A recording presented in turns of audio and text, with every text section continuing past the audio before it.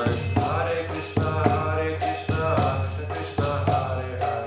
Hare Krishna, Krishna Krishna, Hare Hare. Hare Rama, Rama Hare Hare. Hare Rama, Rama Rama, Hare Hare.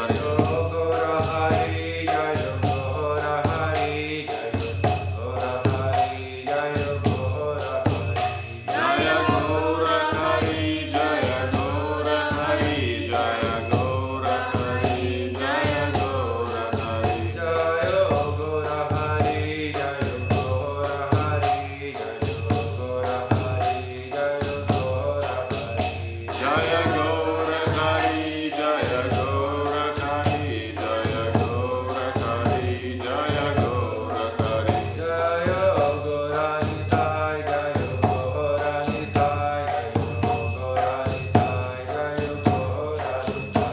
Jaya Gauranitai, Jaya Gauranitai, Jaya Gauranitai, Jaya Gauranitai. Jaya Gauranitai, Jaya Gauranitai, Jaya Gauranitai, Jaya Gauranitai.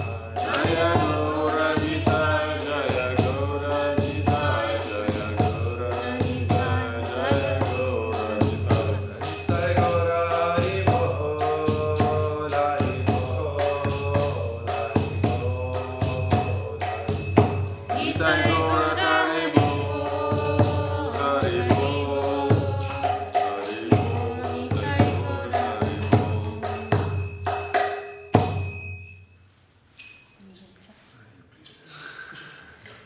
Jai Vishnu Pai Paramahamsa Parivachaka Chaya Maraya Ashtotar Shatashi Srila Bhakti Sundar Govinda Diya Goswami Maharaj Ki Jai Srila Bhakti Rakshak Sridhar Diya Goswami Maharaj Ki Jai Bhagavan Srila Bhakti Siddhanta Saraswati Goswami Thakur Ki Jai Shri Rupanuga Guruvarga Ki Jai Acharya Srila Haridas Thakur Ki Jai Saprashan Shrimad Mahaprabhu Ki Jai Shri Navadip Dham Ki Jai Shri Ganga Jamuna Ki Jai Shri Bhakti Devi Vinda Devi Tulasi Devi Ki Jai Shri Shri Radha Krishna Gopa Gopi Shama Radha Giri Govardhan Ki Jai Shri Chaitanya Saraswati Ki Jai Vishnu Vyapi Tade Shakaman Ki Jai Shri Chaitanya Saraswati London Chapter Ki Jai Jai Shri Bhakti Nirmala Charja Maharaj Ki Jai Shri Chaitanya Saraswati Charja Vinda Ki Jai Ananta Koti Vaishnava Vinda Ki Jai